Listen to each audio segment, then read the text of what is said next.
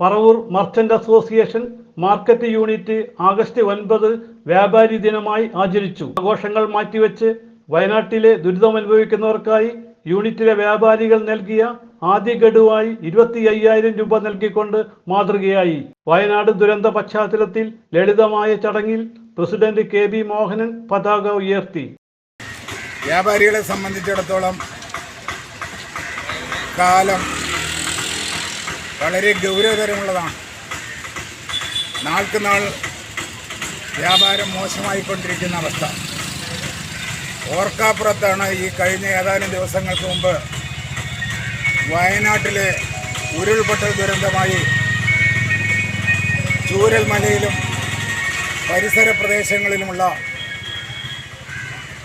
ആളുകളും അതുപോലെ തന്നെ വ്യാപാരികളും വീടുകളുമെല്ലാം ഒറ്റ രാത്രി കൊണ്ട് നാമാവിശേഷമായത്.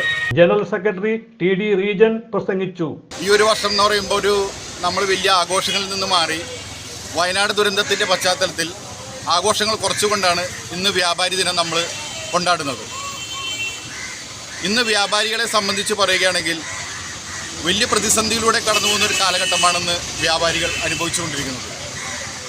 നമ്മുടെ മൺമറഞ്ഞു പോയ ശ്രീ നസറുദ്ദീൻ പ്രസിഡൻ്റായിരുന്ന കാലത്താണ് ഈ വ്യാപാരി ദിനം ആഗസ്റ്റ് 9 നമ്മൾ ആചരിച്ചു തുടങ്ങിയിരിക്കുന്നത്.